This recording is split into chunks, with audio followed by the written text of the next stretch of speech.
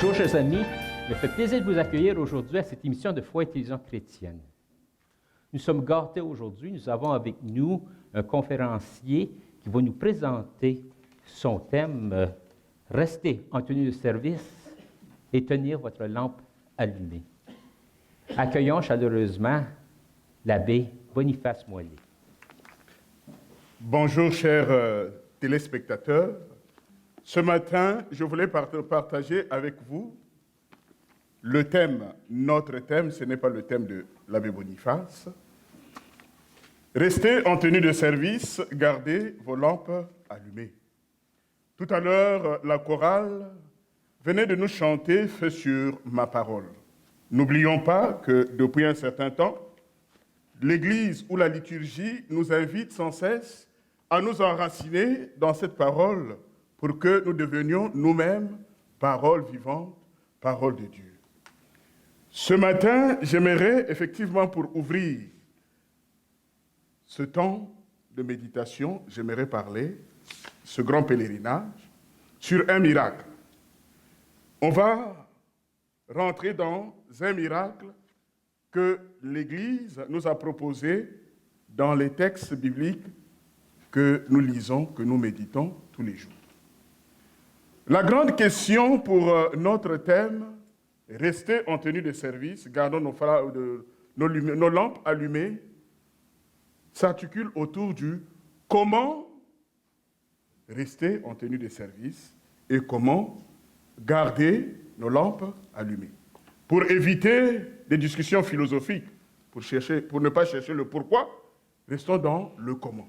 En tant que chrétiens, écoutons la parole de Dieu nous donner des pistes ou une piste d'être en tenue de service ou de garder nos lampes allumées. La guérison d'un aveugle. Jean chapitre 9, à partir du verset 1 et suivant. En passant, Jésus vit un homme aveugle de naissance.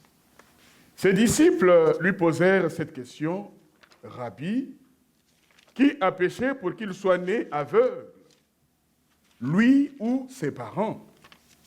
Jésus répondit, « Ni lui, ni ses parents, mais c'est pour que les œuvres de Dieu se manifestent en lui. Tant qu'il fait jour, il nous faut travailler aux œuvres de celui qui m'a envoyé. La nuit vient où personne ne peut travailler. Aussi longtemps que je suis dans le monde, je suis la lumière du monde. » Ayant ainsi parlé, Jésus cracha à terre, fit de la boue avec de la salive et l'appliqua sur les yeux de l'aveugle. Et il lui dit, « Va te laver à la piscine de Siloé », ce qui signifie « envoyé ». L'aveugle y alla, il se lava, et à son retour, il voyait. Les gens du voisinage et ceux qui, auparavant, avaient l'habitude de le voir, car c'était un mendiant, disaient, « N'est-il pas celui qui était assis à mendier ?» Les uns disaient, « C'est bien lui ». D'autres disaient, « Mais non, c'est quelqu'un qui lui ressemble. » Mais l'aveugle affirmait, « C'est bien moi. » Ils lui dirent donc, « Et alors, tes yeux, comment se sont-ils ouverts ?» Il répondit, « L'homme qu'on appelle Jésus a fait de la boue, m'en a frotté les yeux et m'a dit, « Va à Siloé et lave-toi. » Alors moi, j'y suis allé, je me suis lavé et j'ai retrouvé la vue. Il lui dit, « Où est-il, celui-là » Il répondit, « Je n'en sais rien. » On conduisit chez les pharisiens celui qui avait été aveugle. Or, c'était un jour de sabbat que Jésus avait fait de la boue et lui avait ouvert les yeux. À leur tour, les pharisiens lui demandèrent comment il a retrouvé la vue. Il leur répondit, « Il m'a appliqué de la boue sur les yeux, je me suis lavé je vois. Parmi les pharisiens, les uns disaient, cet individu n'observe pas le sabbat. Il n'est donc pas de Dieu. Mais d'autres disaient, comment un homme pécheur aurait-il le pouvoir d'opérer de tels signes? Et c'était la division entre eux. Alors ils s'adressèrent à nouveau à l'aveugle. Et toi, que dis-tu de celui qui t'a ouvert les yeux? Il répondit, c'est un prophète. Mais tant qu'ils n'eurent pas convoqué ses parents, les Juifs refusèrent de croire qu'il avait été aveugle et qu'il avait recouvré la vue. Ils posèrent cette question aux parents. Cet homme, est-il bien votre fils dont vous prétendez qu'il est né aveugle? Alors comment voit-il maintenant? Les parents leur répondirent, nous sommes certains que c'est bien notre fils et qu'il est né aveugle. Comment maintenant il voit, nous l'ignorons. Qui lui a ouvert les yeux, nous l'ignorons. Interrogez-le, il est assez grand qu'il s'explique lui-même à son sujet. Ses parents parlèrent ainsi parce qu'ils avaient peur des Juifs. Ceux-ci étaient déjà convenus d'exclure de la synagogue quiconque confesserait que Jésus est le Christ. Voilà pourquoi les parents dirent, il est assez grand et interrogez-le. Une seconde fois, les pharisiens appelèrent l'homme qui avait été aveugle et lui dirent, rends gloire à Dieu. Nous savons, nous, que cet homme est un pécheur. Il leur répondit, l'aveugle, je ne sais si c'est un pécheur. Je ne sais qu'une seule chose. J'étais aveugle et maintenant je vois. Il lui dit, que t'a-t-il fait? Comment t'a-t-il ouvert les yeux? Il leur répondit, je vous l'ai déjà raconté, mais vous n'avez pas écouté. Pourquoi voulez-vous l'entendre une fois encore? N'auriez-vous pas le désir de devenir ses disciples vous aussi? Les pharisiens se mirent alors à l'injurier et ils disaient, c'est toi qui es son disciple. Nous sommes des disciples de Moïse. Nous savons que Dieu a parlé à Moïse tant que celui-là, nous ne savons pas d'où il vient. L'homme leur répondit, c'est bien là, en effet, l'étonnant, que vous ne sachiez pas d'où il est, alors il m'a ouvert les yeux.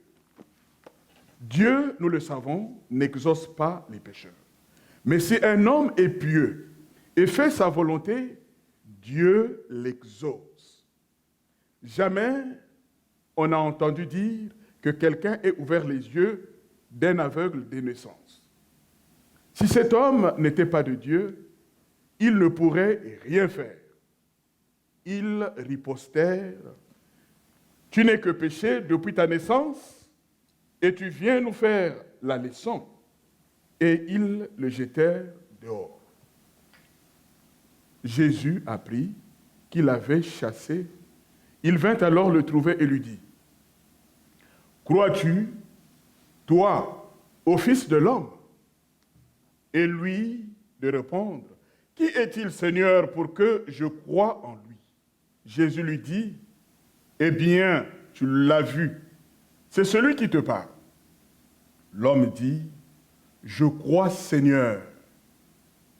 Et il se prosterna devant lui, et Jésus dit alors, c'est pour un jugement que je suis venu dans le monde, pour que ceux qui ne voient pas voient, et que ceux qui voient deviennent aveugles. Les pharisiens qui étaient avec lui entendirent ces paroles et lui dirent, est-ce que, par hasard, nous serions des aveugles nous aussi? Jésus leur répondit, si vous étiez des aveugles, vous n'aurez pas de péché. Mais à présent, vous dites, nous voyons, votre péché demeure. Mes chers amis, voilà cette page de l'Évangile.